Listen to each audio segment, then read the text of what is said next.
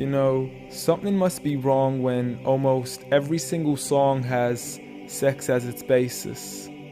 When rap stars get famous after making lyrics that are shameless. When a woman is expected to sleep with a man who doesn't even know what her name is. And when artists are paid to degrade the very women that have made them.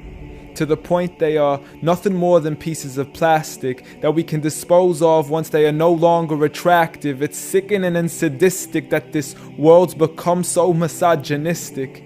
And you can call me unrealistic, but just listen to the statistics.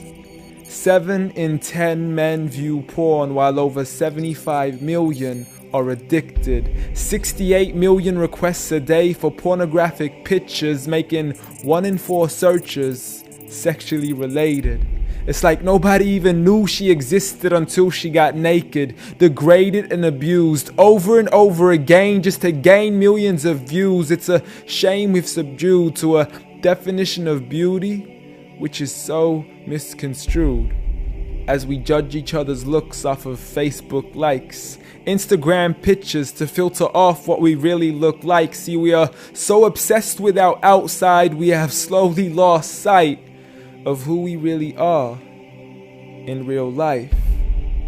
I mean, it's sad to see so many teens lose their self-esteem. Looking at these magazines thinking they have to look like what they see. Please, you are worth much more than a 2D image on a screen. You are a living, breathing human being. If only you knew what you really mean. Just look into your history books and begin to read of all the girls in the world who were capable to achieve, and you will surely see with certainty females like Fatima al-Fihri, who opened the first ever university, Rufaida al-Islamiyya, the first nurse to perform surgery, and Aisha bint Abi Bakr, the greatest female scholar in eternity. It's a shame you probably haven't even heard of these great female prodigies. Honestly, we don't need to give up our modesty in order to be successful. For you are worth much more than a commodity that is sexual. You have so much more potential if only you knew your worth.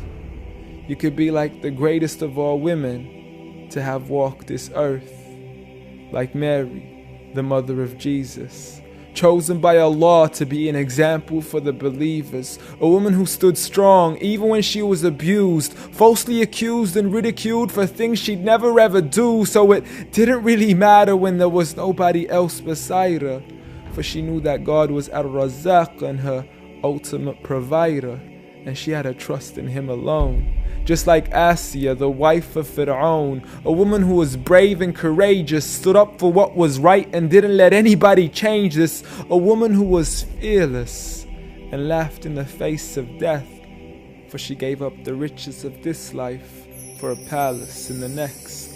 Next up, Khadija, the mother of the believers, a wealthy merchant who had nurtured the Prophet for over 25 years, his first wife, the love of his life and the mother of his kids. She was the first to believe in him when nobody else ever did. She just is, beyond any words that can make you understand. So much so that even Allah sent her His salam. She was grand and Allah assured her, just like her daughter, Fatima, the master of all women in paradise, a woman who would shine so bright she was nicknamed as Zahra, the splendid one with the most generous of hearts, a woman who gave up so much of her food she had no choice but to fast. She would fight on behalf of her father even as a little girl.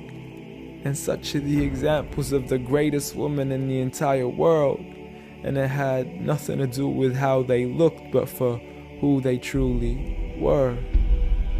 So ignore the standard of success defined by society, when God has said that the best of mankind are those who have piety, regardless of your shape, your color, or your race. For God does not look at your bodies, nor does He look at your face. Rather, He looks towards your heart and checks your faith. So at the end of the day, it doesn't matter what the people say or who they think you are, when you could be like the greatest of all women in the eyes of Allah. The greatest woman